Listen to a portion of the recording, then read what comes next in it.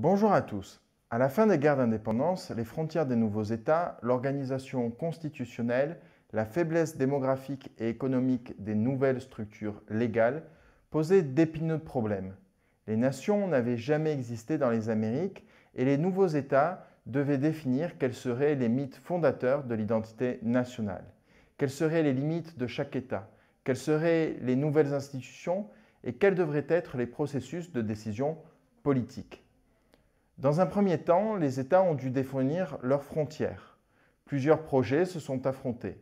Il y avait un fort mouvement unioniste pour créer un État qui aurait regroupé tous les territoires américains hispanophones. Le Congrès de Panama de 1826, qui cherchait à établir une union des nouveaux États, et l'opposition au niveau des provinces montrèrent que l'union des territoires américains n'était pas possible à court ou moyen terme. De nombreux chefs de guerre locaux, des élites régionales, le Royaume-Uni, le Brésil et les États-Unis, qui y virent une opportunité d'influencer les nouveaux États, empêchèrent la création d'une nation hispano-américaine.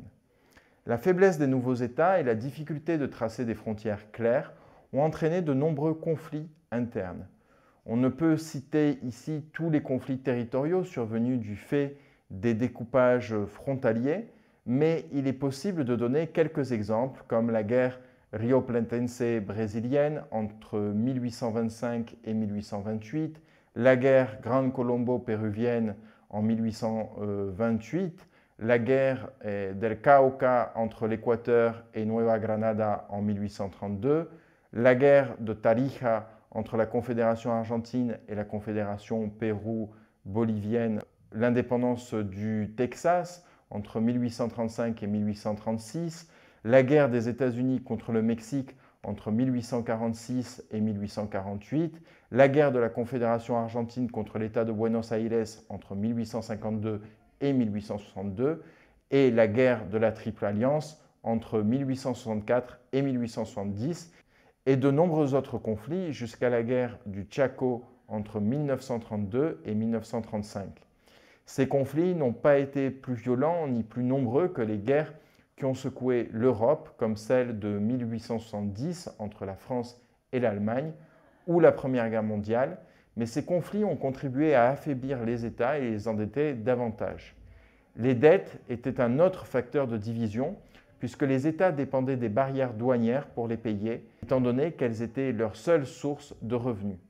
Les dettes contractées à l'étranger devaient être remboursées, et les pays qui refusaient de baisser les droits de douane pouvaient être contraints de réduire le budget de leurs armées et de leur administration à une époque où les frontières n'étaient pas bien définies, ce qui a contribué à favoriser les forces centrifuges en Amérique.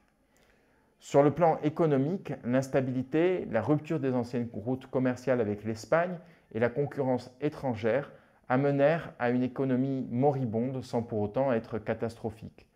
La production par habitant a chuté à un taux annuel de 0,6% par an entre 1800 et 1860 dans les territoires correspondant à la Nouvelle-Espagne. Dans les territoires correspondant à la vice-royauté de la Nouvelle-Grenade, les économies se sont développées à un rythme modéré entre 1820 et 1870, avec une croissance du revenu par habitant inférieure à 0,5% par an. Cependant, on estime que ce n'est qu'en 1870 que la Colombie a retrouvé le niveau de vie de 1800. En revanche, la région de Buenos Aires a connu une forte expansion avec une croissance du revenu par habitant probablement supérieure à 2%. Si la rupture avec l'Espagne, les guerres et la dette extérieure ont eu des effets négatifs sur l'économie, l'ouverture aux produits européens, le besoin d'une partie des ressources naturelles en provenance d'Amérique latine, la présence de gouvernements plus proches des besoins des élites locales et la création d'États aux cadres juridiques libéraux a compensé ces effets négatifs et les politiques menées par les nouveaux dirigeants ont permis le développement des zones capitales. Enfin, les nouvelles élites devaient créer une identité nationale pour permettre un destin commun à ses habitants. Cette identité a été définie de différentes manières dans les nouveaux États. Cependant, quelques points communs peuvent être trouvés. En premier lieu, les généraux des mouvements indépendantistes sont devenus des figures tutélaires de la nation. Dans de nombreux cas, ils ont été qualifiés de héros nationaux et des panthéons ont été créés où l'on peut retrouver les anciens dirigeants. Les noms des rues, des places et des nouvelles provinces ont changé pour indiquer une histoire différente de l'Espagne et des États voisins. En second lieu, les manuels scolaires valorisèrent les cultures locales, tandis que l'héritage espagnol était rejeté ou caricaturé pour montrer la différence entre eux et nous. De même, l'oubli a joué un grand rôle dans ces manuels. Par exemple, il n'était pas mentionné que les troupes combattant en faveur de l'union avec la métropole étaient en grande partie composées d'habitants américains. En troisième lieu, il fallait trouver un projet commun de développement ou de résistance. Dans les Caraïbes, l'ennemi de la nation fut dès les premières décennies du XIXe siècle les États-Unis qui envahirent les pays de la région et tentèrent de s'étendre. Dans le cône sud, il y avait un projet de civilisation, entre guillemets, des peuples amérindiens du Sud qui consistait à conquérir et assimiler ces peuples à la nation au début du XIXe siècle, ce qui d'ailleurs conduisit à de grands excès avant de céder la place à la célèbre lutte entre le monde saxon et latin en Amérique. Merci beaucoup pour votre attention et à très bientôt, j'espère, pour une nouvelle vidéo.